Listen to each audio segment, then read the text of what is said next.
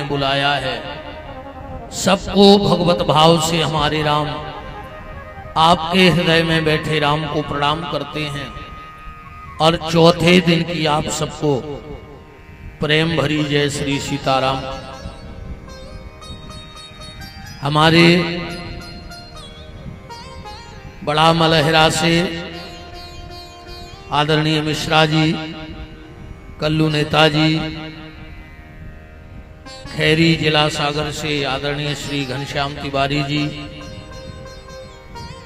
नगर पालिका अध्यक्ष दीपक मिश्रा जी और समस्त जो भी ज्येष्ठ श्रेष्ठ वरिष्ठ जन पधारे हैं, सबका खूब खूब मान ठाकुर जी की मंगलमयी चर्चा में है।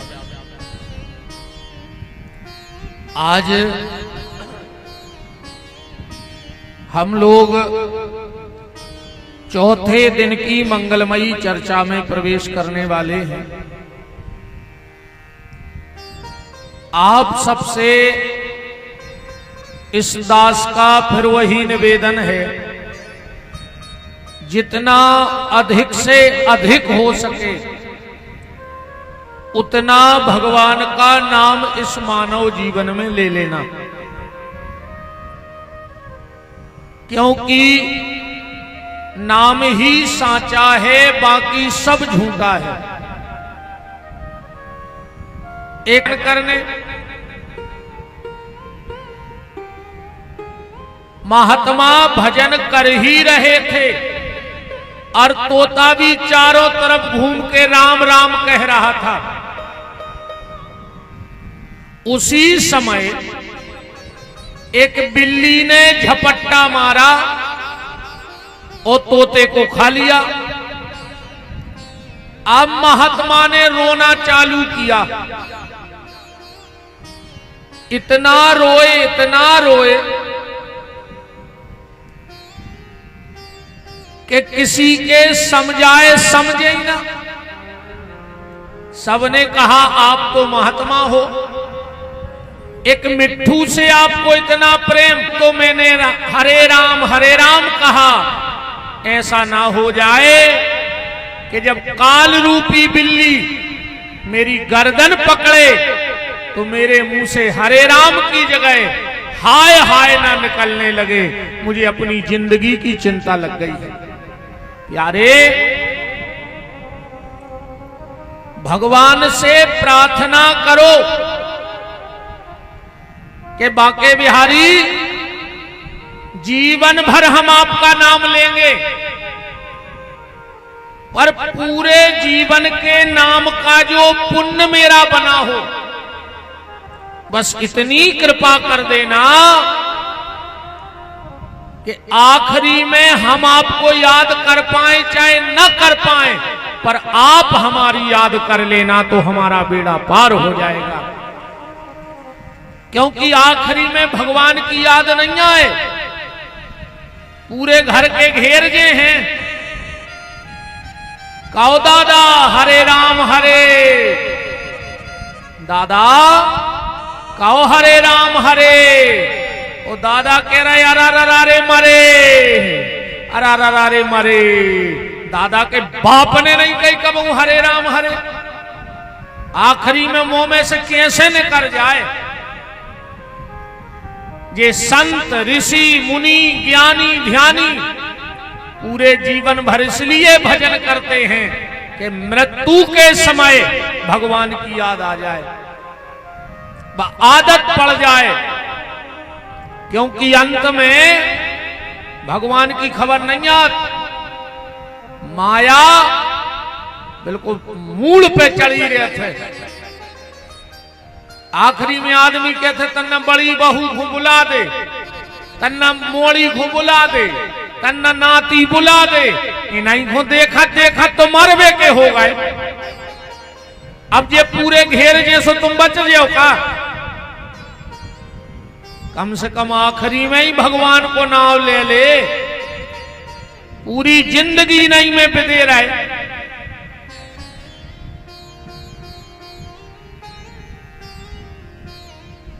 अभी से नाम जब चालू करो तब कहीं जाके आदत बनेगी और आखिरी में भगवान का नाम तुम्हारी जिह्वा पे आएगा। भगवान कृष्ण से एक बार अर्जुन ने प्रश्न किया कि भगवान, मेरे मन में एक जिज्ञासा है। भगवान बोले बताओ अर्जुन क्या बात है। बोले प्रभु, जो पूरे जीवन आपका नाम लेता है और किसी प्रारब्ध के कारण आखिरी में आपका नाम नहीं ले पाता, क्योंकि जन्म जन्म मुनि जतन कराही और अंतराम कहूं आवत नाही। तो भगवान, जिसने पूरे जीवन आपका नाम लिया और आखिरी में आपका नाम नहीं ले पाया, तो क्या उसकी गति नहीं बनती? उसकी क्या स्थिति होती है? कई बार हम लोगों ने भी देखा, आदमी ने जिंदगी भर भजन करो और आखिरी में कहो बकबंद हो जाए, ऊपर 2-3 दिन बकबंद धरो रे और मर जाए, तो आखिरी में तो वो नाव ले नहीं पाओ, तो कहो के जीवन को भजन व्यर्थ चलोगा। कई बार हम ये भी देखते हैं कि अस्पताल में भर्ती हो गए, डॉक्टर ने वो बेलों के समूसी का धर दा मुंह पे, वो ढक्कन से नहीं धर दे, अरका वही पे धरे धरे मर गए, तब वो तो भजन कर नहीं पाए। अर्जुन ने कहा भगवान ये बताओ उस व्यक्ति की स्थिति क्या बनती है? और भगवान का जवाब सुनना प्यारे। भगवान कहते हैं अर्जुन, जो जीवन भर मेरा नाम लेता है और किसी प्रारब्ध के कारण वो मेरा नाम नहीं ले पाता, तो अर्जुन मैं उसका भजन व्यर्थ जाने नहीं देता। जितनी देर आखिरी में वो मेरा नाम नहीं लेता, उतनी देर उसके बगल में बैठकर उसके हिस्से का भजन मैं कर देता हूं, पर उसकी अधोगति नहीं होने देता। पर इसके लिए तुम्हें भजन करना पड़ेगा। तुम अपने हिस्से का भजन कर लो, फिर तुम्हारे हिस्से का भजन भगवान करेंगे, पर तुम्हें अपने हिस्से का तो करना ही पड़ेगा। पर आज के आदमी से तो दद्दा, रे मन भजन करे खो रोवे, रे मन भजन करे खो रोवे, और कहूं मिले जो फ्री को खावे, तो हाथ पांव ने धोवे, रे मन भजन करे खो रोवे। अब इतने होर्डिंग पंपलेट लगे, अब बलदेवगढ़ की जा हालत है भीड़ की। अब ये खल्ला दे दे कि तैसे 2 किलोमीटर दूर भंडारो है, तो रिश्तेदार तक बुला लेता आदमी, खावे खो मरो जा रो बस आज को आदमी। रे मन भजन करे खो रोवे, कहूं मिले जो फ्री को खावे, तो हाथ पांव ने धोवे, रे मन भजन करे खो रोवे। कहूं होए जो राई दिवारी, सो रात भरे ने सोवे, रे मन भजन करे खो रोवे। और कहूं होए रामायण गीता, तो दिंडू वे से सोवे, रे मन भजन करे खो रोवे। अकेलो भजन नहीं हो रहा आदमी से, बाकी सब, अरे भैया अपने हिस्सा को नाव ले डालो, वरना गड़बड़ हो जाए। अच्छा भगवान अपनो काम तो तुमसे ले ही ले है, उसे तुम भग नहीं सकत। कहां नो भग हो भगवान से बताओ। राम की अदालत में होत ना गवाही, चलहे जमानत ने कटहे फरारी, कोड़ी संगे ने जे है खजाने से, हंसा उड़ जे है कोनों बहाने से। बताने पर एक हिचकी में प्राण खड़ जे। अगर ये जन्म में नाम लेके वो कर्जा नहीं चुका रहे तो अगले जन्म में वो काम लेके कर्जा चुका ले। अगले जन्म में तुम्हें बेलवा बना दे, गधा बना दे, कुत्ता बना दे, सो भोंकत रखो के दरवाजा। और जोन जे जिनको ने कथा खोटे में आए, ने कीर्तन खोटे में आए, ने भजन खोटे में आए, ने तीरथ खोटे में आए, कि यार हमें टेम ही नन्या, हमें टेम ही नन्या। भगवान ने कह रहे जो तो भारी पे दो रहे ये बार, अब एक अगली बार बिल्कुल फ्री करें दे रहा है। अगले जन्म में पता है का बन हो, यही बलदेवगढ़ में मर के बन हो कुत्ता। बताओ बलदेवगढ़ के कुत्तों हो का काम है? बताओ कब रिश्तेदारी में गए थे कि कुत्ता याद तक, कब बाजार कर भी आए कुत्ता। जे यही बलदेवगढ़ के आए रे पेल के, जिन जो कबू मंदिर नहीं गए, कबू पूजा पाठ कथा में नहीं गए। अब कुत्तों हो कुछ काम नहीं, अक्सर करके देखियो सबसे ज्यादा कुत्ता कहां मिला? भगवान के मंदिरों पे। काजनो खबर देते रे कि हम पहले जन्म में न गए थे, सो जागत भाई अब तो हम उतना डरे रहे। सो मंदिर तो जाने ही पर है, चाहे कुत्ता बन के जाओ और चाहे आदमी बन के। अब आई हो जो तुम्हारे हिस्सा की पूरी चकोर हो जाए, नहीं यही बलदेवगढ़ में फिर हो खाजवर हो गई। अच्छे तो घल हैं तुम में लठ, भजन कर डारो भैया, नाम ले डारो रे। बिना नाम के सब व्यर्थ है। खूब नाम जप करो ठाकुर जी को और अपने मार्ग पे चलत रहो।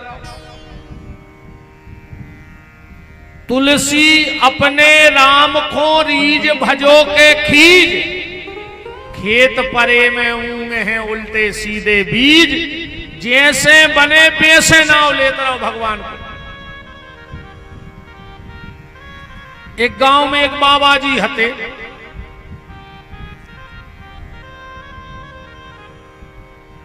मोनी मोड़ा उनको चेंगाते। बाबा जी से कहे सीताराम, बाबा जी के मैं कार्य राधे श्याम कह रहा है कि नहीं? मोनी मोड़ो खोरी मजा आन लगो। अब तो वे दिन भर बाबा के पीछे फिरे। बाबा जी सीताराम, बाबा जी के मैं राधे श्याम कहो ना, हम हाथ पांव तोड़ दे। कबू कबू तो डंडा लेके दूर नो रगड़े मोनी मोड़ो को, पर मारो कबू ने मोनी मोड़ो को। धीरे धीरे वो गांव की महिलाओं को मजा आन लगो।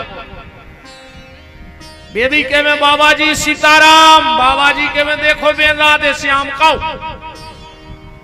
धीरे धीरे वो गांव के आदमों को मजा आन लगो बाबा को चेंगावी में। बाबा भी दिन में 10 चक्कर मारे गांव के। आदमी अपनो काम छोड़ छोड़ के बाहर न करे आए। बाबा जी सीताराम, बाबा जी के में सुनो भज्जा राधे श्याम कहो। एक दिन उस गांव में एक बहुत ऊंचे संत पधारे। गांव के लोग गए, बोले महाराज जा बताओ राधे श्याम में और सीताराम में का अंतर है? बोले काहे? बोले हमारे गांव में एक बाबा जी रहते हैं, वे भारी चेंगे सीताराम में, कहते राधे श्याम कहो। बोले तुम्हारे का करत? बोले हमारे पूरे गांव के दिन भर मजा ले तुमको। काम छोड़ छोड़ के जाते उनके लगा बेचेंगा सो हमारा मजायात। महात्मा जी बोले तुम्हारे वो बाबा को समझ नहीं पाया बे, वो ने राधे श्याम से दिक्कत आए ने सीताराम से, पर वो चक्कर में तुम पूरे गांव के सीताराम सीताराम तो कहने लगे, तुमने जानत के वो चेंगे आ रहो, पर उन्हें तुम सबको सीताराम कर वो तो सिखा दो। तो जैसे बने वैसे भगवान का नाम लो, भाव से, कुभाव से, अनख से, आलस से, पर भगवान का नाम लो। कल आप चर्चा में सुन रहे थे कि शिवरात्रि का क्या महत्व है। उस बहेलिया ने पूरी रात भगवान शंकर पे बेलपत्र चढ़ाया, जल चढ़ाया।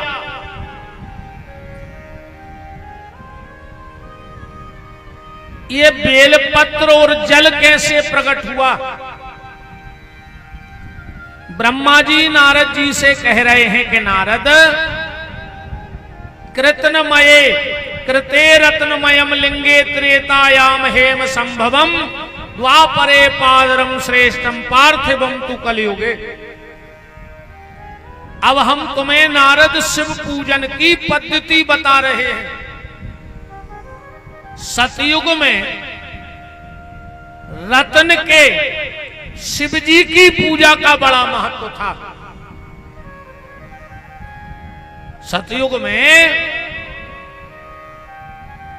अच्छा, चार युगों को एक विश्लेषण देखो आप।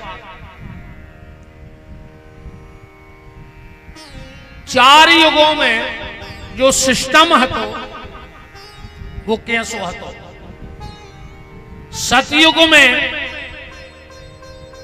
राक्षस अलग लोक में रहते और देवता अलग लोक में रहते। कबहू कबार राक्षसों और देवताओं में युद्ध हो तो कैसे लोग अलग अलग हते। त्रेता में तना संविधान में ढील पड़ गई, ये कई लोक में दो ही देन लगे, देवता और राक्षस।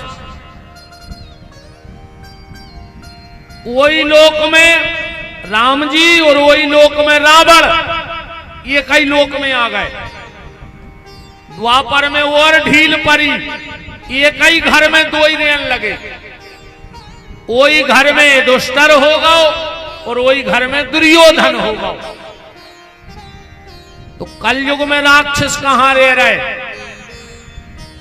ये कई शरीर में रह रहे। तुम्हारे भीतर जो अच्छे विचार हैं वो देवता हैं, और तुम्हारे भीतर जो बुरे विचार हैं वही कलयुग के राक्षस हैं। कलयुग के राक्षस का नाम जानते हो? सतयुग से देखो तैसे भी सिस्टम का बदलो। सतयुग का जो राक्षस था वो था हिरण्याकश्यपु, 5 शब्दों का। त्रेता का जो राक्षस था वो था रावण, 3 शब्दों को। एक शब्द कम होगा, 2। फिर द्वापर में राक्षस को भाव कंस, 2 शब्दों को। शब्द कम हो रहा है कि नहीं हो रहा है? वो कलयुग को राक्षस हुआ है, एक शब्द को नाम है। अगर तुम जानत हो कलयुग के राक्षस को, कलयुग का जो राक्षस है वो एक शब्द का है और उसका नाम है मैं। जे के भीतर जो बैठगा हो कि मैं, समझ लियो कि तुम्हारी राक्षस कहा है। मैं ऐसा कर सकता हूं, मैं ये कर दूंगा, मेरे बगैर ये नहीं हो सकता, मैं देख लूंगा, मुझे जानते नहीं हो। समझ जाइयो कि जो ही राक्षस आए रे वो कलयुग को। एक के भीतर बैठ गया मैं। तो सतयुग में रत्न के शिव जी का बड़ा महत्व था और द्वापर में त्रेता में सोने के शंकर जी की पिंडी को बहुत महत्व था। त्रेता में स्वर्ण के शिव जी की पूजा का बड़ा महत्व था। द्वापर में पारे के शंकर जी को बहुत महत्व है। तो कलयुग में मिट्टी के शिव जी को बहुत महत्व है। दो शिवलिंग साक्षात भोलेनाथ हैं। एक तो नर्मदेश्वर जिनको बाणलिंग भी कहा जाता है और दूसरे हैं मिट्टी के शंकर जी। मिट्टी के शिव जी। अब बात आती है कि किस व्यक्ति को कौन सी मिट्टी के शिव जी बनाने चाहिए, तो यहां बिल्कुल पुराण में आया है। मैं बिंदेश्वरी संहिता के दूसरे अध्याय को बोल रहा हूं आपसे। यहां लिखा है कि ब्राह्मण जब भी मिट्टी के शिव जी बनाए तो तना मिट्टी को कलर गोरो सो भाव चज्जे, बहुत जल्दी फल मिलत है ब्राह्मण को। क्षत्रिय जब शंकर जी बनाए मिट्टी के तो ललोय मिट्टी हो तना लाल से कलर हो। वैश्य जब शिव जी बनाए तो मिट्टी को कलर तनक पीलो होए। तो कनिष्ठ जब शिव जी बनाए तो काला कलर मिट्टी का हो, तो बहुत जल्दी फल देने वाले होते हैं भोलेनाथ।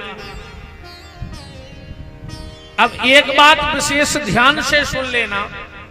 कई माताएं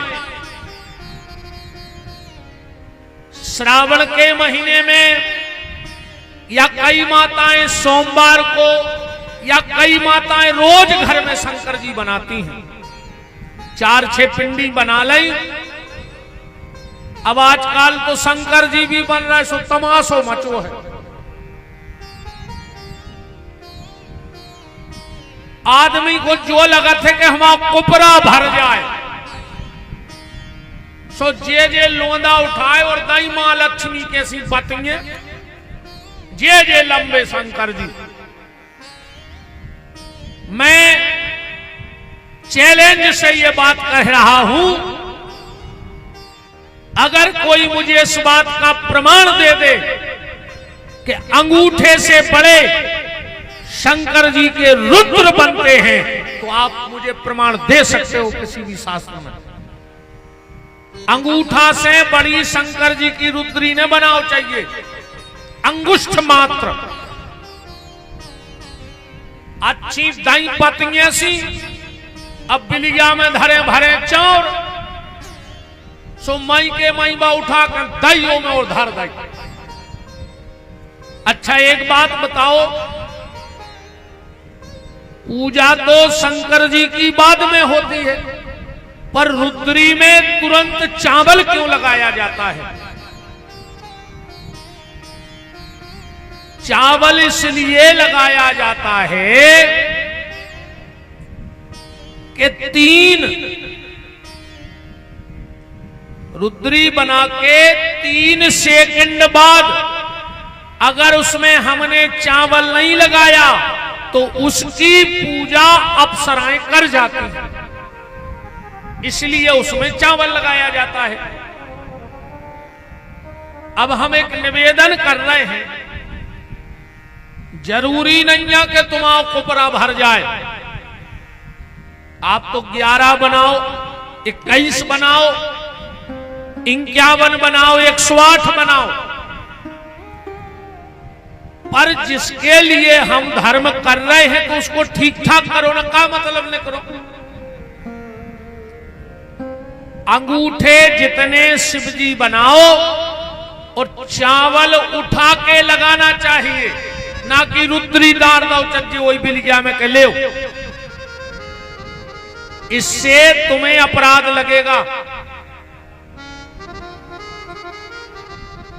इससे तुम्हारे घर में अन्न दूषित होगा, और अन्न दूषित होगा तो दूषित अन्न से विचार बदलेंगे।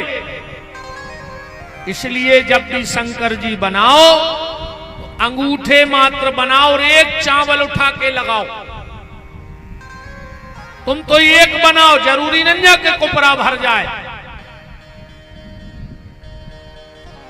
करो तो ईमानदारी से करो, भारे को पवारो न करो, भारे को पवारो बिल्कुल न करो, नहीं ऐसे धर्म से कछु होते आए।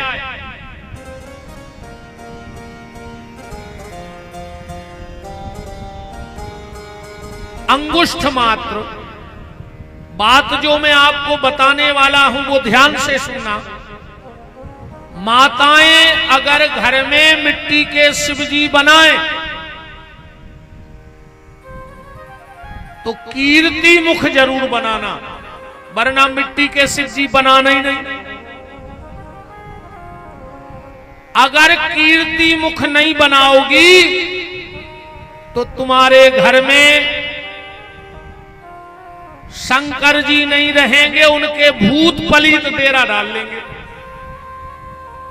अगर कीर्ति मुख नहीं बनाओगी। ये कीर्ति मुख कौन है, जरा सी कथा सुन लो। एक बार देव ऋषि नारद जलंधर के घर पहुंच गए। जलंधर तो समझ गई, वृंदा का पति। वृंदा कौन है? ये भगवान गणेश जी से बड़ा प्रेम करती थी। एक दिन गणेश जी के पास गई और बोली कि गणेश, हम तुमसे प्रेम करते हैं और शादी हम तुम्ही से करना चाहते हैं। गणेश जी बोले कि हमें तो शादी करने नहीं, हम तो माँ बाप की सेवा कर हैं जिंदगी भर। वृंदा बोली कर लो, हम भी तुम्हारे माँ बाप की सेवा करेंगे।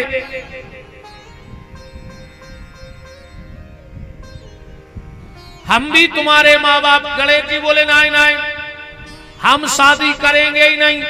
तो वृंदा को गुस्सा आ गई, बोली तुम शादी नहीं कर रहे, हम तुम्हें श्राप दे रहे। अब तुम्हारी 2 शादी हुई, एक तो ठीक है। तो गणेश जी को गुस्सा आ गई कि हमें एक ने करने थी, अब तुमने 2 शादी को श्राप दे दो। तो जा, मैं तुझे श्राप देता हूं, तुझे ऐसा राक्षस पति मिलेगा कि तुमने कल्पना नहीं की होगी। उस वृंदा का विवाह जलंधर से हुआ। ये जलंधर कौन है? अब इसकी भी थोड़ी चर्चा सुन लो। एक बार भगवान शंकर कैलाश से उतर रहे थे अवधूत भेष में। अरे तरफ से जा रहा हो तो इंद्र, तो भगवान शंकर भेष बदल के अवधूत चले आ रहे थे। इंद्र ने इतने अपशब्द बोले भगवान शंकर को, भगवान शंकर को भयंकर क्रोध आया। और जैसे ही क्रोध आया और इंद्र के लिए वो क्रोध गिर ही रहा था, सब देवता प्रकट हो गए। इंद्र से बोले कि ये भोलेनाथ है, मर गया हो, अब तुम जानत नहीं। इंद्र भी चरणों में गिर पड़ा। अब हमारे भोलेनाथ तो ऐसे हैं, क्षणे रुष्टा क्षणे तुष्टा, रुष्टा त्वष्टा क्षणे क्षणे। एक क्षण में नाराज, एक क्षण में प्रसन्न। शिव जी का क्रोध शांत हो गया। ब्रह्मा से बोले ब्रह्मा, अब जा बताओ हमें क्रोध को फेंके कहां? ब्रह्मा जी बोले समुद्र में फेंक दे। भगवान शिव ने अपनी वो गुस्सा, क्रोध समुद्र में फेंक दिया। जैसे ही वो क्रोध समुद्र में गया और एक बालक बन गया, और उसने इतने जोर से रोना प्रारंभ किया कि पूरी सृष्टि कप गई। ब्रह्मा जी ने देखा कि मैंने किसी को बनाया नहीं, ऐसा कौन बन गया जो त्रिलोक को डरा रहा है। तो ब्रह्मा जी पहुंचे समुद्र के तट पे। सुत एक बालक पड़ो तो ब्रह्मा जी ने उठा लो एक, और जैसे ही हाथ में उठाओ सुने दो ही हाथों से ब्रह्मा की गर्दन पकड़ ली। अरे तने जोर से गलो दबाओ ब्रह्मा को कि ब्रह्मा के आंसुआ गिरने लगे, बिल्कुल प्राण टेट गई में आ गए। तन्नक देर और होती तो सीताराम। जब देवता आए, जब एक हाथ खींचे इतने में समुद्र प्रकट हो गए। समुद्र ने कहा ब्रह्मा ये मेरा बेटा है। समुद्र ने सोची है सो बलवान बेटा जो ब्रह्मा को प्राणों की पर जाए, आप इसका नाम रख दो। ब्रह्मा जी बोले मेरे नेत्रों से जल की धार बह गई, इसलिए इसका नाम होगा जालंधर। ये था जलंधर, ब्रह्म शिव जी के क्रोध से प्रकट हुआ था। वृंदा की शादी हो गई। एक बात और हम बता दें, कभी भी घर में तुलसी के नीचे शिव जी नहीं रखने चाहिए। अक्सर करके लोग तुलसी के नीचे शंकर जी धरत है। जिसके घर में तुलसी के नीचे भगवान शिव बैठे होते हैं, उस घर में ज्यादातर पिता पुत्र की नहीं बने। पिताजी और पुत्र के विचार नहीं मिलत। क्यों? क्योंकि तुलसी के नीचे गणेश जी जात नहीं है। तो शंकर जी अपने पुत्र के लाने बैठे बैठे रोत हैं वो घर में, हम लड़का या नहीं रहो, ने हमें तुलसी के नीचे बैठा दो। तो तुलसी के नीचे सालक राम जी पधराने चाहिए, पर शिव जी नहीं बैठा रो चाहिए। पर ये सोने कर क्यों नहीं आ जाए, ले जाके माए फेंक दे शंकर जी। तुम्हारो को ये बात है भारी चित्ते चढ़त। वो एक बाबा आओ तो वो निर्मल बाबा, वो कह तो कृपाया है। उन्हें एक बार कह दई कि शंकर जी फेंक दे, इन माता जी ने पूरे शंकर जी निकाल दिया घर में से। फेंके ते है खबर। तुमोरों में का बुद्धि नाव की चीज बची नहीं आज के आदमों में। कौन भी बाबा कछु भी चैनल पे बैठ के कह देवे और तुम्हारे गाड़ लो हाई धच धच गिरन लगा। गाड़रे कैसी रहती, एक गाड़र गड्ढा में गिर गई, सो पीछे जितनी हती उन्हें नहीं देखो कि कया, उन्हें सोचू तो कछु बटराव कहा उन्हें चे, सो वे धच धच पूरी गिर पड़ी। तना अपनो विवेक तो लगाऊ करे। पूरे शंकर जी फेंक दे। अच्छा वो ऐसे तो काम बता तो कि करिया परस धल्ले सुकर पाया जे, करिया चामरे से कर पाया रही। तो सबसे ज्यादा कृपा बलदेवगढ़ में सुंगरियों पे आने थी और भैंसों और पड़ों पे आने थी। वे करिया चामरे की है, ऐसी कृपा मृपा नहीं आती आए। अगर तुम्हें वास्तव में कृपा चाहने होए, 21 दिन तक रेगुलर, चाहे बहुएं बैठी होए चाहे लड़का, तुम 21 दिन तक उठ के नियम से अपनी सास के पांव पल्ले, अगर तुम्हारे घर की दशा ने बदल जाए तो विपिन बिहारी को चैलेंज है। कृपा तो तैयार रुकी है। तुम उठ के अपने माँ बाप के पैर पड़न लगो, तुम पे पूरी कृपा हो जाए। माँ बाप के पैर छुओ, तुम सास के पांव पड़ो,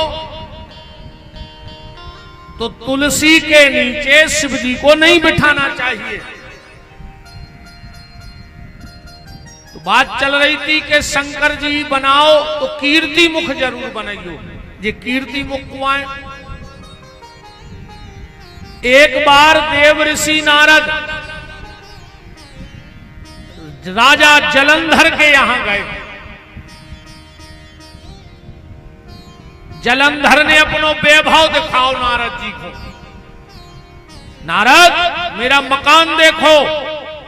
नारद जी बोले कि जलंधर तुम्हारे मकान के आगे तो इंद्र को महल फेल। बोले चलो हमारा रुपया देखो, खजाने में लुआ गो। नारद जी बोले तुम्हारे आगे कुबेर फेल। कहने लगो तो हमारी सेना देख ले।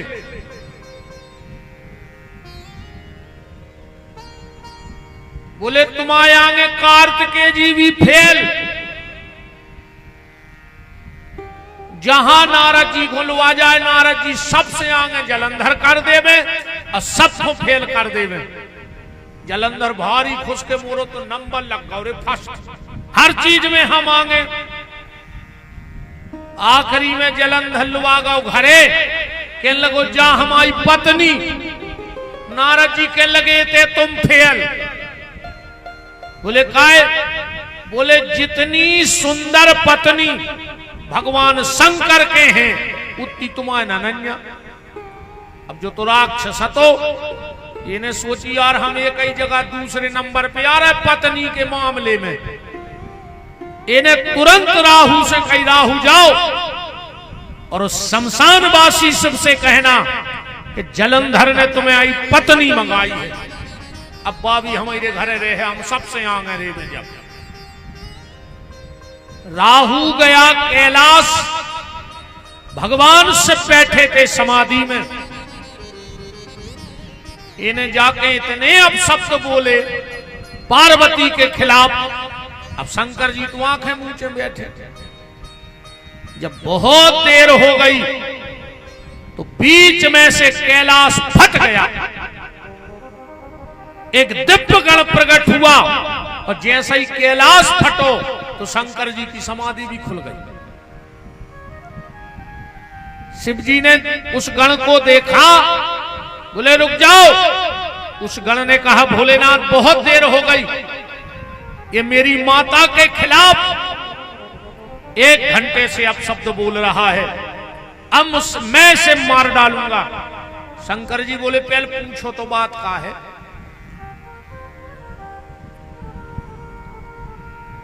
कौन हो तुम? बोले हम राहु।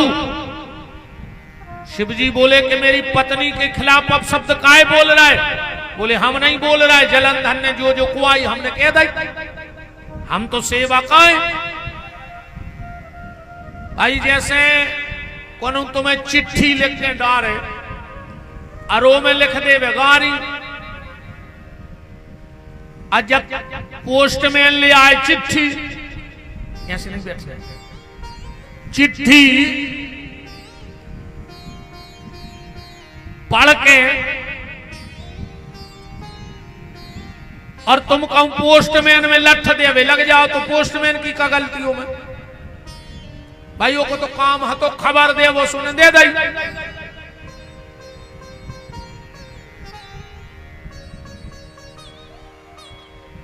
भगवान से बोले इसमें राहु की कोई गलती नहीं, हम जलंधर से निपटे। तो जो गणन करो तो जो बोलो कि हमें भूख लगी हम क्या करें? शिव जी बोले तुम अपने हाथ पांव खा लो। सोने अपनो पहले पांव तोड़ के खा लो, फिर जो पांव तोड़ के खा लो, जो हाथ तोड़ के खा लो और जो खा लो। भगवान शंकर बड़े प्रसन्न हुए कि व्यक्ति को अपना शरीर बड़ा पसंद होता है और तुमने अपने शरीर का भी ख्याल नहीं किया, तो जाओ हम तुम्हें वरदान देते हैं, तुम्हारी कीर्ति संसार में फैलेगी। अब और तुम मिट्टी से प्रकट हुए हो, तो आज के बाद जहां भी मेरी मिट्टी की पिंडी का निर्माण होगा और अगर उस घर में तुम्हें नहीं बनाया जाएगा तो उस घर में मैं अपने भूतों को ठिकाना दे दूंगा रहने के लिए। खाली मुझे बना दिया जाएगा और तुम्हें नहीं बनाया जाएगा। आप रुद्री बनाओ, शिवपिंडी बनाओ, पर एक छोटी सी मूर्ति और बना के रखा करो जिसके हाथ पांव नहीं बनाए जाते, खाली सिर बनाया जाता है। उनको कीर्ति मुख कहा जाता है। और जहां भी पंडित जी लोग शंकर जी बनाऊ थे तो वे कीर्ति मुख जरूर बनाऊ थे, मंत्र से पूजा भी करवाऊ थे। ध्यान से कबू शंकर जी बने तो पूछो कि जो काय पंडित जी तुमने कीर्ति मुख बनाए, वे कहे हाँ जी बने। पर बिना कीर्ति मुख बनाए घर में अकेली रुद्री नहीं बनानी चाहिए।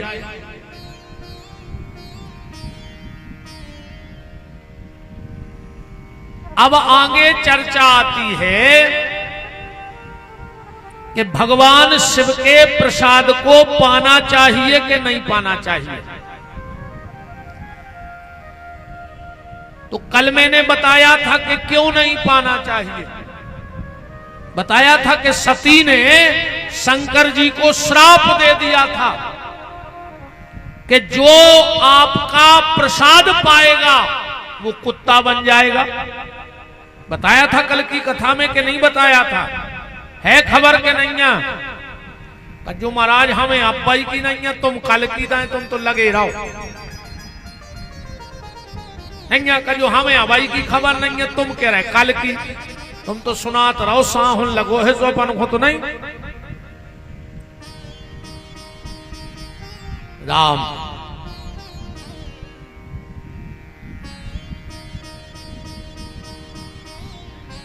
भगवान शिव पे चढ़ा हुआ जल पीना चाहिए कि नहीं पीना चाहिए? तो इसका सिर्फ एक उत्तर है। अगर भगवान शिव के चढ़े हुए अभिषेक के जल में अगर सालक राम जी को स्पर्श हो जाए और उस जल को अगर कोई पी ले तो दुनिया के सारे तीर्थ के जल पीने का उसे फल प्राप्त हो जाता है। और अगर अभिषेक के जल में सालक राम जी नहीं छिवाए गए तो फिर वो जल पीने के लायक नहीं है।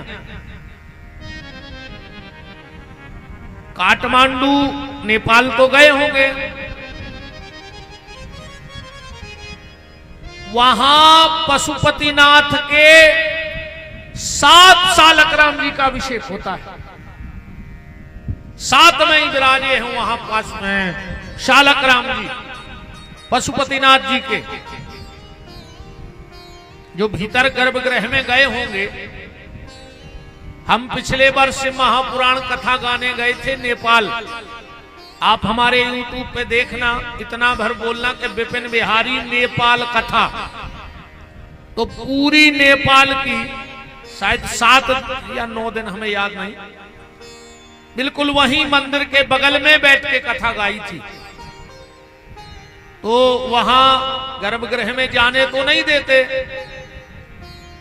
पर भगवान की कृपा है, संत ब्राह्मणों का आशीर्वाद है। मेरे मन में इच्छा थी कि शिव पुराण का ऊंचाई से उठ जाए भीतर से। जब हम लोग जा रहे थे ट्रेन में तो हम सब कह रहे थे महाराज जी तो संभव नहीं है, भीतर से नहीं उठान देत, भीतर को जान नहीं देत, पुराण जात नहीं है। अब हमने कहा हमारी तो इतनी ताकत थी नहीं कि हम नेपाल तक कथा करने जाएं, पर अगर उनने बुलाया है तो वो भीतर भी बुलाएंगे। तो जब हम लोग कलश यात्रा लेके गए, लगभग हमारे साथ थे 800-900 लोग, वहीं नेपाल में रुके थे 800-900 लोग। फिर भी हम जब चल रहे थे आगे आगे विचार था, भोलेनाथ कृपा करियो, कछु जुगाड़ बनाइयो, हमें भीतर आउने हैं। और जैसे ही हम लोग वहां पहुंचे तो वहां के जो प्रमुख पंडित जी थे वो निकल के आ गए, बोले लाओ ग्रंथ भीतर रख दे, स्पर्श करा दे। हमने कहा बन गौ काम। जब ग्रंथ भीतर गौ है तो अपन को भी मौका मिल है। वहां पुराण रखा, हमने कहा महाराज जी उठा लाए, बोले चले जाओ। तो बिल्कुल अंदर जाने का सौभाग्य पशुपतिनाथ जी के यहां मिला।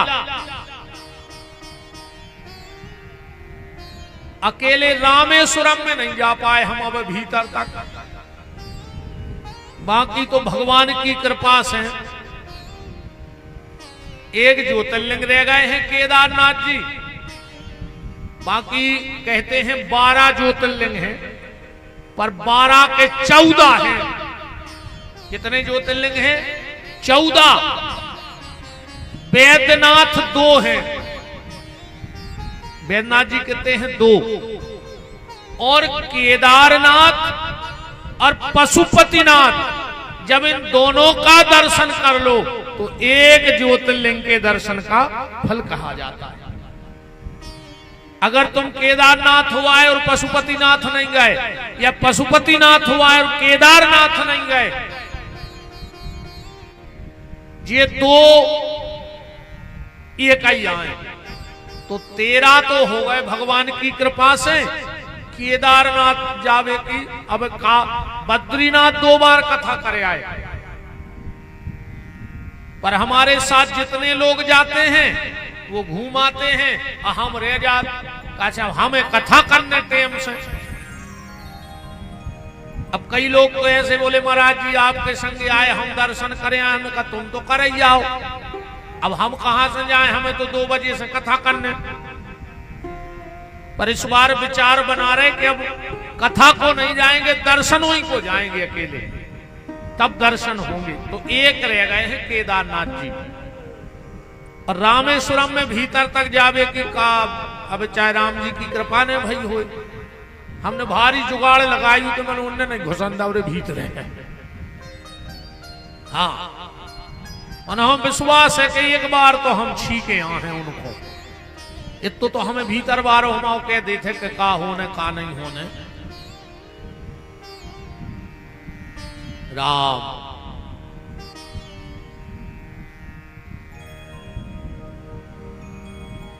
तो बात चल रही थी सालक राम जी का स्पर्श अगर उस जल में हो जाए तो वो जल पीना चाहिए, इसी से महापुराण में लिखा है। और अगर स्पर्श ना हो तो वो जल नहीं पीना चाहिए। बोलो वृंदावन बिहारी लाल की। और अगर कोई आपसे ये बात पूछे भी तो बिल्कुल आप तो श्लोक संख्या लिख ले। विंदेश्वरी संहिता के अध्याय नंबर 22 के श्लोक नंबर 13 में लिखो है कि शिव का जल पीना चाहिए कि नहीं पीना चाहिए। विंदेश्वरी संहिता अध्याय नंबर 22 श्लोक नंबर 13। आदमी को लगा तुझे रे इसको भारी ज्ञान है, नहीं खोले अंधेरे रे सामने जो कुरान से में सब पढ़ पढ़ के बता रहे ना, तुम्हारे जानो को भारी विद्वान हरे माँ श्लोक संख्या तक रटे जिधरे तक कगजा लगा 10 में से पढ़ रहा है। जो लिखो श्लोक सालग्रामो भवेद लिंगे रसलिंगे तथा ध्वजा पाषाणे राज ते स्वर्ण सुर सिद्ध प्रतिष्ठते। जिस जल में सालक, और एक प्रमाण और है को नारद भक्ति सूत्र में भी लिखो है। नारद भक्ति सूत्र उठा के पढ़ लेना, उसमें भी लिखा है। शिव महापुराण में तो लिखा है कि सालक राम जी को स्पर्श होए, पर नारद भक्ति सूत्र में भी एक प्रमाण आओ है। तो समझ में आ गया कि प्रसाद का मैंने कल बताया था कि शिव का प्रसाद कभी अकेले नहीं खाना चाहिए, बांट के खाना चाहिए। तुमने प्रसाद लिया, उसमें से चाहे 2 दाने बगल वाले को दो, पर वो प्रसाद बंटना चाहिए। अकेले प्रसाद मिले तो नहीं खाना चाहिए, किसी और को अपने में से दो, बांटो। और जल का ये प्रमाण है। अब बात आती है बेल पत्र की। भगवान शंकर को बिल्व पत्र इतना प्रिय क्यों है? हमारे आचार्य जब बेलपत्री चढ़वाते हैं तो मंत्र बोलते हैं। पहले वेद का मंत्र सुन लो, फिर हम पुराण के मंत्र सुनाते हैं। यजुर्वेद में लिखा है, ओम नमो बलमने चु कवचिने चु नमः वरमणे चु वरोधने चु नमः श्रुताय चो सस्सेनाय चो दुंदुभ्याय चो। फिर बिलपत्र चढ़वाते हैं। और पुराणोक्त मंत्र त्रिदिलम त्रिगुणाकारम त्रिनेत्रम चतुरायुधम त्रिजन्म पाप संहारम बिल्वपत्रम शिवार्पणम काशी वास निवासी चो काल भैरव दर्शनम कोटि कन्या महादानम बिल्वपत्रम शिवार्पणम। बेल के बारे में ऐसो लिखो है कि अगर तुमने बेलपत्री आज खा ली, इतनी सी बेलपत्री आज खा ली, और अगर तुम 27 दिन बाद मर गए एक बीच में, तो तुम्हें यम के दूतों को दर्शन न हो जितना प्रभाव है बेलपत्री को। 27 दिन तक आज बेलपत्री खा ले, और 27 दिन के बीच में मर जा तो तुम भगवान शिव के धाम जे हो। ऐसा शिव महापुराण को प्रमाण है। इसीलिए ज्यादा ना हो तो कोई नियम बना ले रे भैया कि सोमवार के सोमवार भगवान शिव के मंदिर में जाकर तनकसी बेलपत्री जरूर मुंह में धर के खाएं हैं। आप पता कब मार जाए। 1 महीने तक तुलसी दल, अगर आज तुलसी को पत्ता खा ले और 1 महीना के भीतर मर गए, ये इसको के दद्दा हरो, एक एक तुलसी को दानों पेल ले रे, घरे में एक एक दानों तो पेरा ही ले। एक बार कबीरदास जी एक गांव से निकले तो कछु बड़े आदमों के बाल बच्चे बैठे तेरे। कबीरदास जी से बोले कि कुत्ता ने कर गाओ। कबीरदास जी लौट के आ गए, बोले क्या कह रहा है? बोले हाउ कुत्ता कह रहा है। कबीरदास जी बोले रे हम तो कुत्ता ही आए। सवरी लड़कों ने कहा यार कैसे बाबा है, हमने कुत्ता का इसको रहूं, कुत्ता ही आए। कबीरदास जी ने लिखो है, पढ़ लियो। क्या लिख रहा है कबीरदास जी के कबीरा कुत्ता राम का मुतिया मेरा नाम, पड़ा रहूं दरबार में मैं तो 8 याम। कबीरदास जी बोले हम कुत्ता,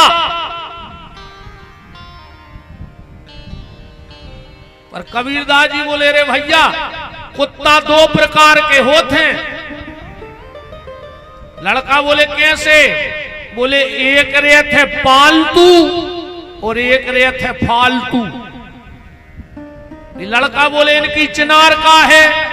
कबीरदास जी बोले सीधी चिनार।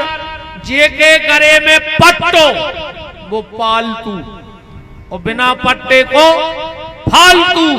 कबीरदास जी बोले हम राम जी के यहाँ पालतू कुत्ता, देखो पट्टो डारे हैं, तुलसी प्यारे हैं, तो हम कहा है पालतू।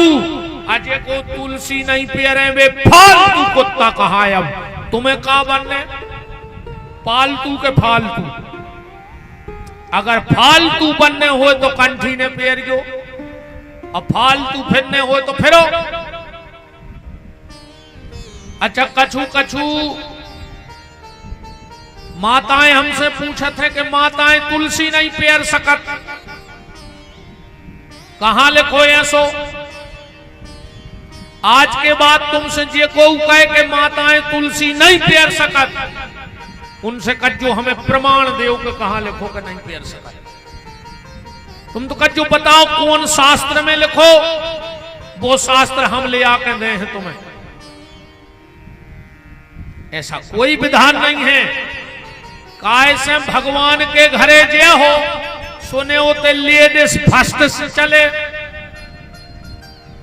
ने उते आरक्षण चले, ने उते वीआईपी चले, उते तो कर्मों के परमट लगत हैं और फैसला हो जाता। अब तुम्हारे का कौन कुत्ता बन हो जा बताओ। हम तो आए पालतू कुत्ता, देखो 2 पट्टे डाले अपन तो, माने 2 का 2 जे डरे। देखो इतो मोटो पट्टो जो डरो मालक को, अपन को तो कोई डर नहीं है। अपन तो कहते हैं कि विपिन बिहारी पालतू कुत्ता आए राम जी को, पर हमें जितने बिना तुलसी के मिलत हैं हम समझ जाते कि ये फालतू फिर रहा है, इनका कोई ठिकाना नहीं है। एक एक दानों पे लियो रे भज्जा हरो, आखिरी में कुछ नहीं है। घर के तुम्हें तुलसी में भी बार दे, वो तो एक बहुत अच्छी बात है। स्कंद पुराण में लिखो है कि पापी से पापी आदमी भी मर जाए, अको तुलसी को नाखून बराबर लकड़िया भी की चिता में गिर जाए तो की गति बन जाती। तो बताओ रे, जब इतनी सी लकड़िया मरे आदमी को तार रही हो, कहूं जिंदा ने पेल रही होती, बताओ तो आदमी को शर्म लगत है रे। टीका लगाए में शर्म लग रही, बताओ तो कितने बैठे इनको शर्म ये लग रही टीका लगाए में, जब तो लगा के नहीं आए। बिना टीका को सनातनी कैसे आए पता है? बिना तिलक को हिंदू ऐसो कहाओ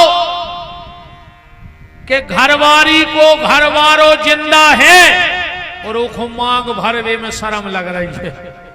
वो नारी के दुर्भाग्य को का कहीजे है कि जे को घर बारो जिंदा होए और वह मांग ने भरत हुए।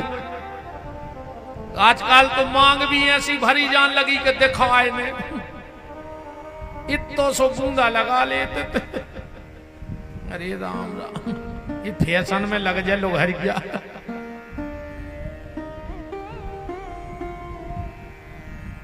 खया मचोरी नहीं। मांग कैसी सीधी, मांग कैसी रहो चट्टी माताओं की सीधी। अब आजकल तो ऐसे लगा जैसे प्रधानमंत्री रोजगार की रोड गिर गई हो मूड पे हो, इते हो मांग, इते हो मांग, इते हो मांग। अरे राम राम राम। हरे मंडप के नीचे बैठ करके पति मांग भरता है, पर सीधी मांग मतलब वो जा कहते हैं कि हमारी जैसी कमाई हो उसी मांग कर जो हमसे सीधी। अब वो को 5,000 तनख्वाह मिलत हुए और कहूँ 8,000 तुम्हें अकेले पार्लर के लाने भाई तो वो मार जे बिचारो। सीधी मांग। अच्छा, मांग को कलर का रे, मांग को कलर रहे थे लाल। अभी हम YouTube पे देख रहे थे, हमें नाव तो पता नहीं है, कोनो एक महिला कह रही थी कि मांग भरबो आडंबर आए। माताओं को मांग ने भरो चज्जे, मुझे पता नहीं वो महिला को नाव ना हम ले भी देते, हमको डरात को कह रही थी कि मांग ने भरो चज्जे। अको हमारे सामने होती तो हम कहते फिर इनको सोई न राखो, इन्हों काय को पति कह रही जब उनके नाव की मांग भरे में तुमको शर्म लग रही। कछू भी बकरावाज को आदमी हाथ में मोबाइल चाहे जो कछू रील बनाई रगड़ गई। मांग का कलर कैसा होता है? लाल। एक संकेत समझ लो हमारी बात को। मांग का कलर कैसा है? लाल। पत्नी पति से सिर्फ एक मांग मांगती है, वो लाल मांगती है। बहुत गहराई से शब्द पकड़ियो।